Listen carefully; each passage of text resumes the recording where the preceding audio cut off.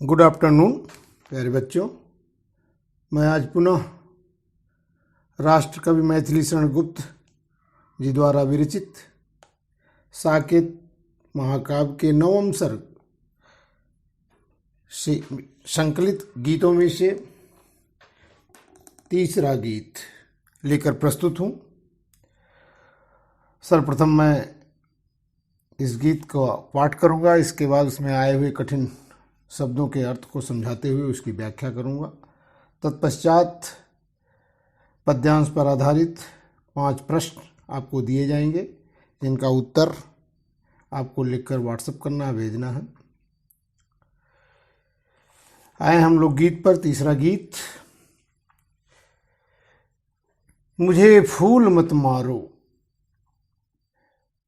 मुझे फूल मत मारो, मैं अबला बाला वियोगनी, कुछ तो दया विचारो। होकर मधु के मीत मदन पट, तुम कटु गरल नगारो।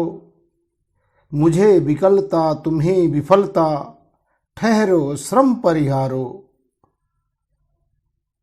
नहीं भोगनी यह मैं कोई, जो तुम जाल पसारो। बल हो तो सिंदूर बिंदु, यह हर हर हर नेत्र निहारो। बल हो तो सिंदूर बिंदु, यह हर नेत्र निहारो। रूप दर्प कंदर्प तुम्हें, रूप दर्प कंदर्प तुम्हें तो मेरे पति परवारो। लो यह मेरी चरण धूल, उस रत के सिर पर धारो।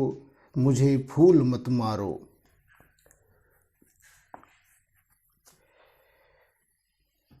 बसंत ऋतु का सुहाना मौसम आ गया है।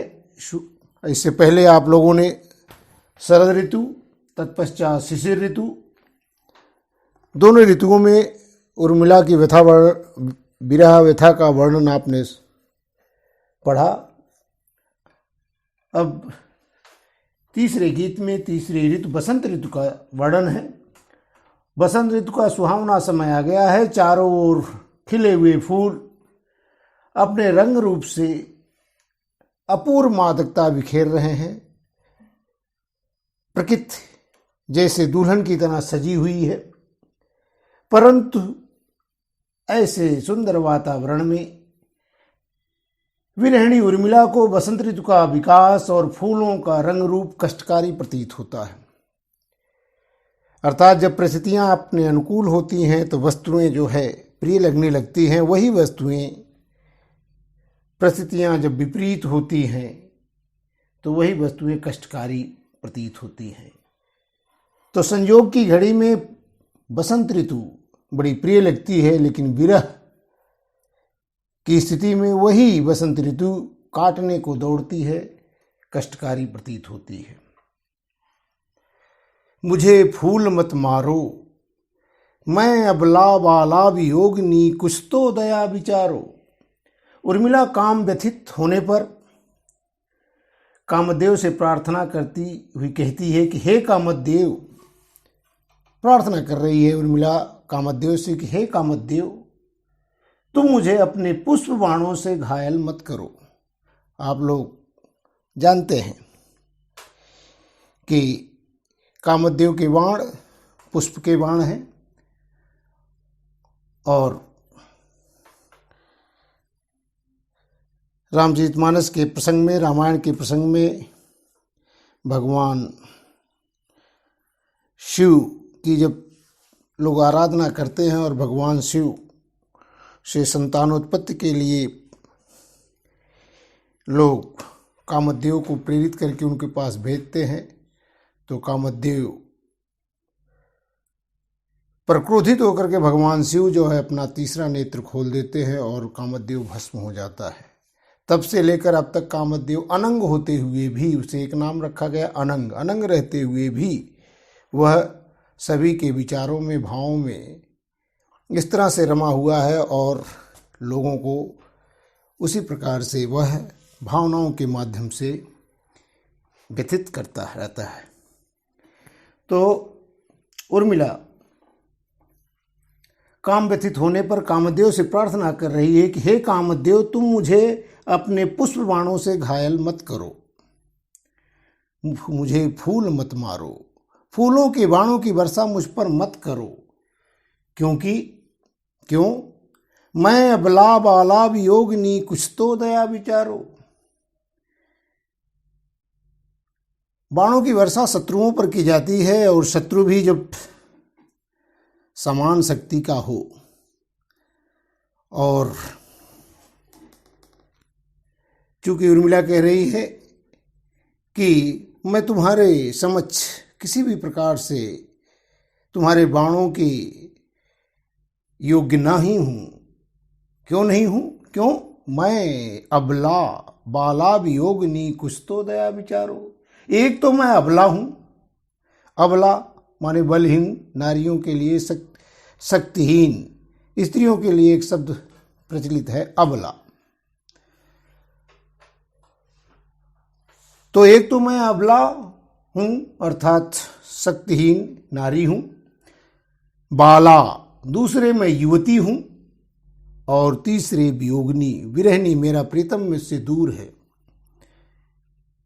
कुछ तो दया विचारो, मुझ पर थोड़ी तो रहम करो, मुझ पर थोड़ी तो दया करो। इसलिए मेरी इस दशा को देखकर मेरे ऊपर कुछ तो दया करो, थोड़ी सी तो रहम करो, मुझ पर फूलों के बाणों की वर्षा मत करो। होकर मधु के मीत मदन, पट तुम कटु गरल नगारो। हे कामदेव को संबोधित करती हुई कह रही है उर्मिला कि हे कामदेव, होकर मधु के मीत, मदन, मदन माने कामदेव, कामदेव तुम तो बसंत के मित्र हो। मीत, तुम कामदेव बसंत ऋतु के तो मित्र हो, और पटु, पटु माने चतुर, तुम चालाक भी हो, चतुर भी हो, प्रवीण भी हो। तुम कटु गरल नगारो, गरल माने विष जहर। तुम तो वसंत ऋतु के मित्र हो, और वसंत ऋतु लोगों को क्या करती है? लोगों को मधुरता प्रदान करती है, लोगों को प्रसन्नता प्रदान करती है, लोगों के हृदय में उल्लास बिखेरती है, तो अमृत की वर्षा करती है। होकर मधु के मीत मदन, एक कामदेव तुम बसंत ऋतु के मित्र हो, जो बसंत ऋतु अमृत की वर्षा करती है। तुम चतुर भी हो, प्रवीण भी हो, तुम कटुगरल नगारो, तो तुम मुझ पर विष की वर्षा मत करो, जहर की वर्षा मत करो, विष की वर्षा मत करो, अर्थात मेरे प्रति इतनी निष्ठुरता मत दिखलाओ।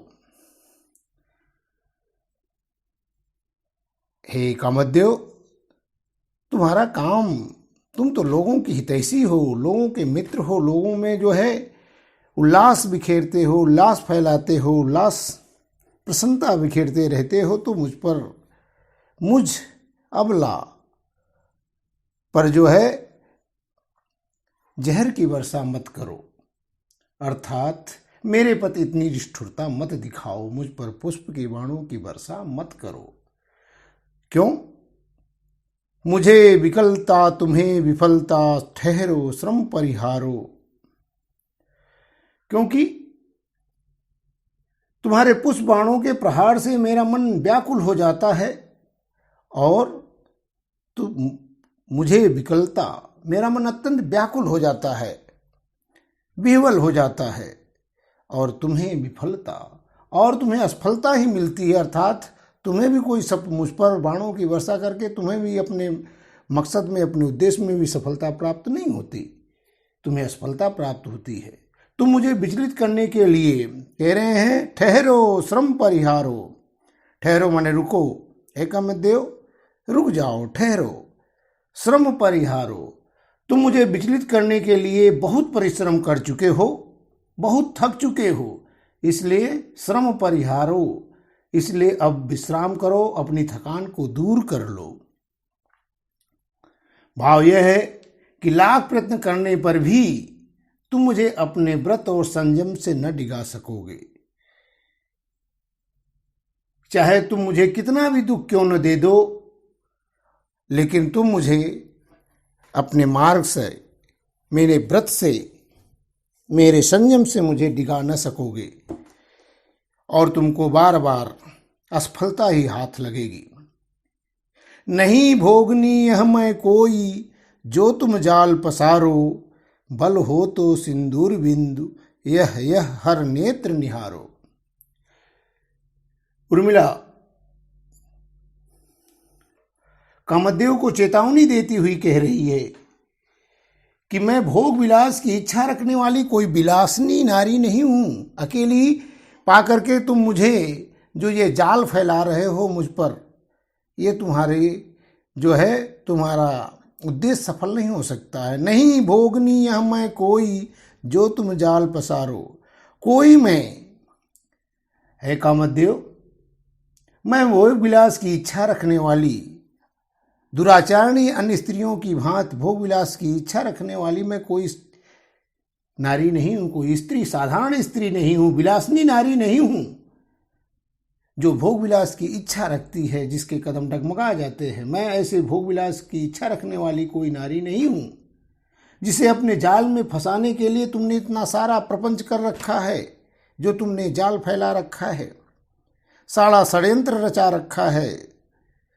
मुझे अकेली पाकर तुमने ये जो जाल फैलाया है, जो ये षड्यंत्र तुमने रचा है, इसमें तुम्हें सफलता नहीं प्राप्त हो सकती, क्योंकि मैं कोई भोग विलास की इच्छा रखने वाली कोई स्त्री नहीं हूं, नारी नहीं हूं। बल हो तो सिंदूर बिंदु, यह है हर नेत्र निहारो। ये तुम में इतनी ही शक्ति हो, बल हो। ललकारती हुई कामदेव को उर्मिला कह रही कि हे कामदेव, ये तुम में बहुत ही ताकत है, बहुत ही शक्ति है, तुम्हारे अंदर अपने शक्तिशाली होने का अभिमान है। यदि तुम्हारे अंदर शक्ति है, ताकत है, बल है, तो सिंदूर बिंदु यह हर नेत्र निहारो। तो शिव नेत्र के समान बाधाओं को भंग करने वाले मेरे इस सिंदूर बिंदु को, मेरी सुहाग की निशानी, सौभाग्य की निशानी सिंदूर बिंदु, जो मांगों में मैंने, बालों के बीच में जो मांग है उसमें जो मैंने सिंदूर अपने पति का सजा रखा है, उस सिंदूर की तरफ तुम एक बार देखने की हिम्मत तो करो। ये तुम्हारे अंदर ताकत है, तो उससे तुम देखो, ये तुम्हें उसी प्रकार से जो है भस्म कर देगा, जिस प्रकार से भगवान शिव का नेत्र ने तुम्हें एक बार भस्म कर दिया था। तो हे कामदेव, तुम्हें यदि शक्ति है, ताकत है, तो शिव नेत्र के समान इस मेरे सिंदूर बिंदु को एक बार देखने का प्रयास करो, इसकी ओर देखो, यह तुम्हें शिव नेत्र की बात जलाकर भस्म कर देगा। रूप दर्प कंदर्प, तुम्हें तो मेरे पति परवारो। आगे उर्मिला कामदेव को और चेतावनी देती हुई, ललकारती हुई कहती है, उर्मिला कहती कि हे कामदेव, यह तुम्हें अपने रूप संदर्भ, कहते हैं रूप दर्प कंदर्प, तुम्हें तो मेरे पति परवारो। कंदर्प माने कामदेव, रूप दर्प माने बहुत सुंदर होने का अहंकार। हे कामदेव, ये तुम्हें अपने रूप सौंदर्य पर गर्व है, तुम्हें ऐसा आभास होता है, तुम्हें ऐसा लगता हो कि तुम्हारे जैसा इस संसार में कोई सुंदर नहीं है। तो ये तुम्हें अपनी सुंदरता पर अहंकार है, तो तुम अपने इस गर्व को मेरे पति के चरणों पर न्यौछावर कर दो। मेरे पति परवारो, मेरे पति पर न्यौछावर कर दो। क्यों? क्योंकि तुम तो मेरे पति के चरणों के धूल के बराबर भी नहीं हो। अर्थात तुम्हारी सुंदरता मेरे प्रियतम लक्ष्मण की सुंदरता के समक्ष क्या है? धूल के बराबर भी नहीं, अर्थात उसके समझ तुम्हारी सुंदरता नगण्य है। लो यह मेरी चरण धूल उस रति के सिर पर धारो। ये तुम्हें इस बात का घमंड हो कि तुम्हारी स्त्री रति, जानते हैं आप लोग, दुनिया में सबसे ज़्यादा सुंदर कामदेव को माना गया है पुरुषों में, और स्त्रियों में उसकी पत्नी रति को उपमा दी जाती है, रति जैसी सुंदरी। अर्थात स्त्रियों में सर्वश्रेष्ठ सुंदरी जो है रति मानी गई है। लो यह मेरी चरण धूल उस रति के सिर पर धारो। हे कामदेव, ये तुम्हें इस बात का घमंड हो कि तुम्हारी स्त्री रति सर्वश्रेष्ठ सुंदरी है, विश्व सुंदरी है, विश्व में सबसे ज्यादा सुंदर है, तो मेरे चरणों की धूल ले जाकर के उसके सिर पर रख दो, अर्थात वह तुम्हारी पत्नी मेरी चरणों की धूल की बराबर भी उसकी सुंदरता नहीं है, अर्थात जितनी सुंदरता मेरे चरणों की धूली में है उतनी भी तुम्हारी रति की सुंदरता नहीं है, अर्थात तुम्हें विचलित करने में सफल नहीं हो सकोगे। हे कामदेव, मुझे फूल मत मारो, मुझ पर पुष्पों की बाणों की वर्षा मत करो। आज ये एक ही गीत पढ़ेंगे। अब इसमें इस पद्यखंड पर, इस पद्यांश पर, इस गीत पर आधारित कुल 5 प्रश्न मैंने दिए हैं। इन 5 प्रश्नों का उत्तर आप लोग लिख करके जो है व्हाट्सएप करें। और यदि ये गीत अच्छी तरह से समझ में आया हो और आप लोगों को मेरा पढ़ाना अच्छा लगा हो, तो आप सभी लोगों से अनुरोध है कि मेरे इस चैनल